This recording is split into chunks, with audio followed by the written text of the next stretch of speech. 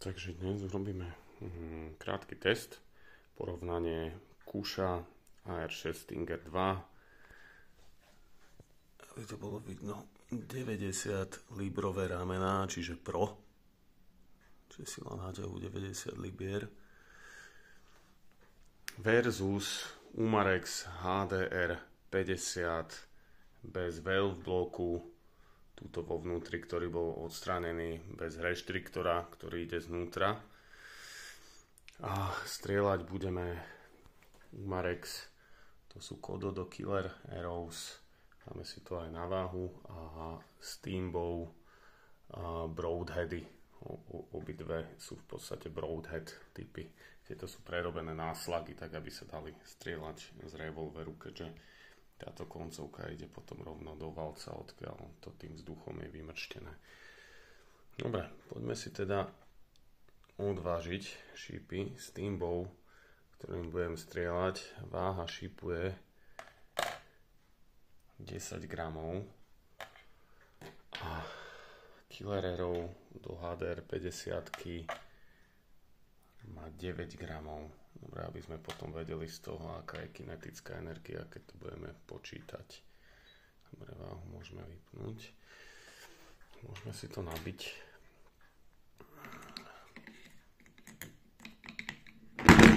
Hopla. Tak. Dáme z každého 3 výstrely. Dobre, nabité.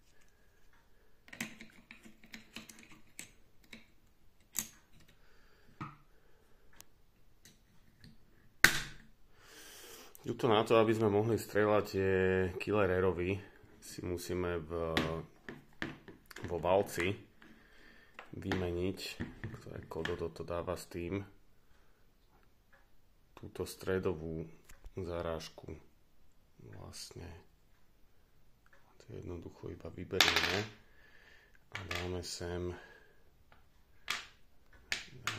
zárážku od Kododa. Tým pádom sa bude diať to, že ten valec sa nám nebude pretáčať. Hej. Keď stlačím spúšť, tak v podstate valec sa nebude točiť, čiže tie šípy sa dajú strieľať tým, že sa nabíjajú spredu ako muzzle loader. No, vložíme sem ešte CO2 bombičku.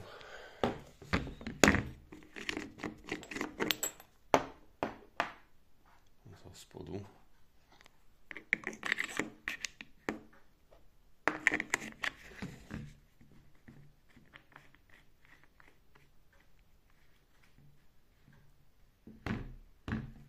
Trošku si to dotiahneme. Exclusion.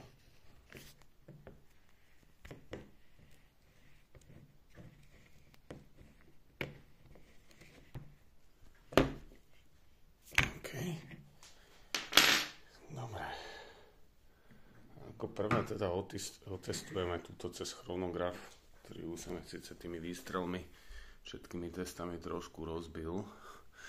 Ešte bude sa strieľať na Steambow terčovnicu, to docela hrubé, ale pre istotu som za to dal ešte kartón, takéto hrúbke naplnené ďalšími kartónmi. Dobre. Rýchlo sa merá v metroch za sekundu.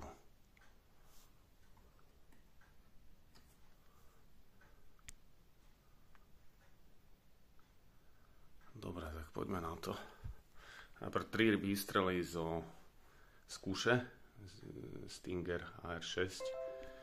Náťahová sila 90 libier.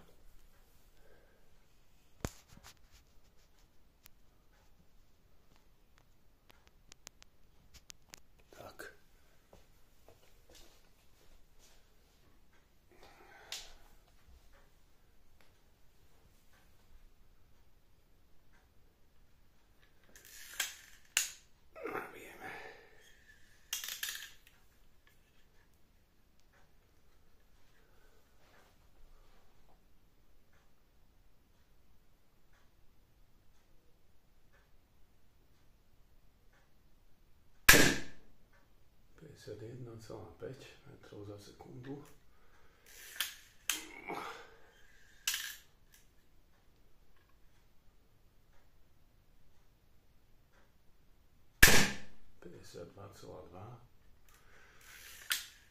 Okay.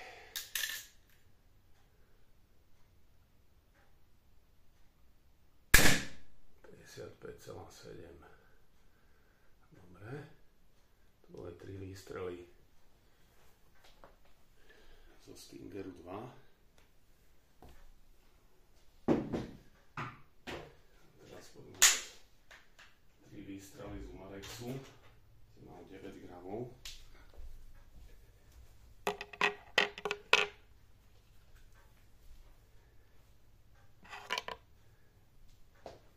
To nabijeme spredu. Vložíme do valca, ktorý sa netočí.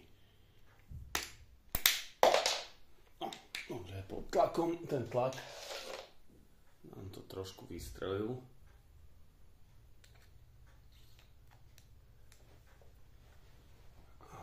Poďme na to. 67,1. No, dobre, poďme dať druhú ranu. Je to celkom ohlušujúce.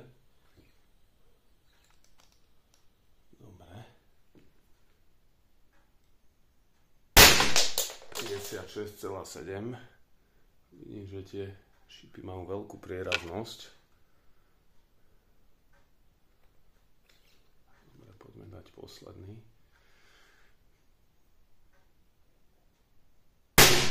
55,4. Dobre, teraz to vystrielame. Pustíme bombičku. Poďme sa pozrieť na ten damage, čo to urobilo. Vidím, že tieto dva šípy tu leteli nejako divoko.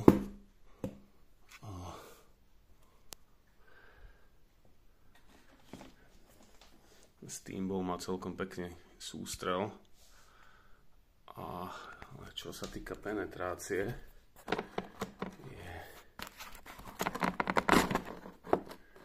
je hlbšie penetruje toto skoro až ten ďalší kartón, za tou terčovnicou prerazilo. Hlbšie nám penetruje HDR 50, tam je to aj zjavné z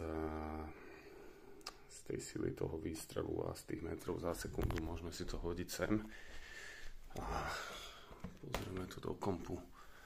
Čiže výstrel číslo 1 bol Steamboat 51,5 a to bolo 10 gramov a 51,5, čo vychádza na nejakých 13,26 joulov. Výstrel číslo 2 z kuše bol 52,2, čo je 13,6 joulu. Posledný bol, myslím, že silnejší, bol 55,7, čo sem zadáme, 55,7, čo je 15,5 joulu. Čo aj uvádza výrobca, síce nejakých 18 joulov pri tých prorámenách, ale to sa vždy líši, oni to nadhadzujú. Dobre, poďme teraz to HDR-ko si pozrieť, ako dopadlo tie šípy.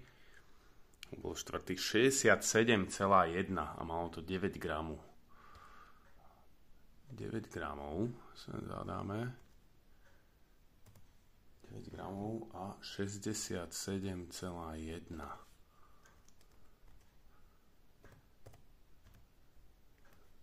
Tak to má cez 20 joulov, hej, aj čo sa týka výstrelu toho šípu.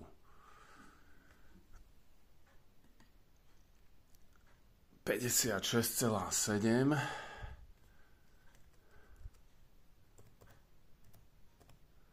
To je skoro 15 joulov. A posledný, teda tretí, 55,4. 55,4. To vychádza na 11,8 Joule, čiže ono je to viac menej, je to zrovnateľné. Tento Umarex HDR 50, čo sa strelby šípov týka, je to zrovnateľné s TimberWire 6, plus toto môže milión ďalších vecí ešte teda strieľať. A to sme mali v tejto kompaktnej verzii iba na bombičku, čiže žiadne pridané paintballové HPAčka. Že takto pre porovnanie. Opla. Veľkosť.